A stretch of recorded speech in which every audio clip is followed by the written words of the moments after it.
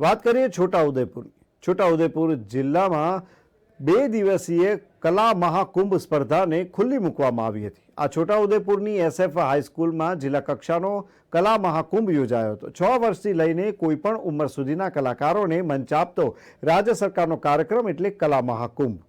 ગુજરાત સરકારના રમતગમત, યુવા અને સાંસ્કૃતિક પ્રવૃત્તિઓ ગાંધીનગરના ઉપક્રમે જિલ્લા યુવા અને સાંસ્કૃતિક પ્રવૃત્તિની કચેરી છોટાઉદેપુર આયોજિત તથા SF હાઈસ્કૂલના સહયોગથી અલગ અલગ કલાને અભિવ્યક્ત કરવા માટેનો ઉત્સવ કલા મહાકુંભ 2024ની સ્પર્ધાઓને ખુલ્લી મૂકવામાં આવી। ભારતીય સંસ્કૃતિને ઉજાગર કરતી આપણી જુદી જુદી કલાઓને જીવંત રાખવા કસબીઓને રાજ્યકક્ષાનો મંચ પૂરો પાડતો ઉત્સવ એટલે કલા મહાકુંભ। राज्य सरकार द्वारा दर वर्षे योजाता आ महाकला कुंभ ने सांसद गीताबेन राठवाए खुल्लो मूकता प्रासंगिक उद्बोधन करता जणाव्युं कि आ स्पर्धानी खासियत ए छे कि कोईपण उंमરના नागरिको आ स्पर्धामां भाग लई शके छे। विद्यानी साथे खेल महाकुंभ, कला महाकुंभનું आयोजन કરીને વિદ્યાર્થીઓમાં રહેલી કલાને બહાર લાવી પ્રોત્સાહન આપવામાં આવે છે। દરેક તાલુકામાંથી સ્પર્ધાના વિજેતા બનેલા સ્પર્ધકો વચ્ચે 2 દિવસીય સ્પર્ધા યોજાશે। જિલ્લાના વિજેતા બનેલા સ્પર્ધક રાજ્ય કક્ષાએ સ્પર્ધામાં ભાગ લેશે। આ સમારોહમાં તાલુકા પંચાયતના પ્રમુખ કલ્પનાબેન રાઠવા, જિલ્લા પંચાયતના કારોબારી અધ્યક્ષ શર્મિલાબેન Rathwa, GRD Kamar Lilaben Rathwa, AI Krishnaben पाचाणी, SF हाईस्कूलना आचार्य हितेशभाई चौहान, जिला युवा विकास अधिकारी दीपिकाबेन राणा, प्रांत युवा विकास अधिकारी शैलेष चौधरी, तालुका पंचायत संयोजक संग्राम राठवा, शाळाना शिक्षकगण, विद्यार्थीगण मोटी संख्यामां नगरजनो पण जोડાયા હતા।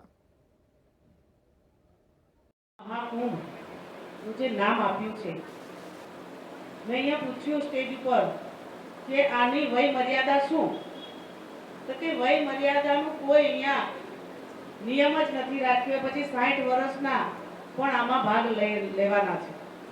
ત્યારે આવો એક આનંદનો ઉત્સવ દરેક તાલુકા કક્ષાએ કરીને આજે અહીંયા જિલ્લા કક્ષાએ 2-3 દિવસનો આ કાર્યક્રમ છે। આજનો આ ઉદ્ઘાટન પ્રસંગનો કાર્યક્રમ છે। અહીંયા ઘણા બધા અલગ અલગ જે પ્રવૃત્તિઓ, એ પછી રાસ, ગરબા, આપણું આદિવાસી નૃત્ય હોય, લગ્ન ગીત ગાવાનું હોય, વક્તૃત્વ સ્પર્ધા, નિબંધ સ્પર્ધા, આ તમામ પ્રકારની આ સ્પર્ધાઓ અહીંયા યોજાવાની છે।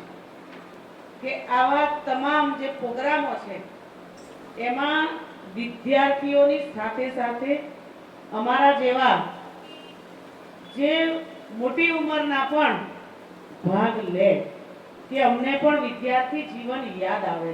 ખરેખર આ સમયે યાદ આવે, કારણ કે એ વખતે કાંઈ જ નહોતું। કોઈક મીટિંગ થાય, પ્રવૃત્તિઓ સાથે પણ વિદ્યાર્થીઓ જોડાય કે આવા બધા રમતોત્સવ ચાલતા હોય, ખેલ મહાકુંભ ચાલતા હોય, આ કલા મહોત્સવ ચાલતા હોય, તો એમાં આપણે ખૂબ સારા ઉમંગથી સારી રીતે ભાગ લઈએ। કારણ કે જ્ઞાનની સાથે સાથે આવા સંગીત, આવા ઉમંગની, પછી ખેલોની આવી સ્પર્ધાઓમાં પણ ભાગ લઈએ।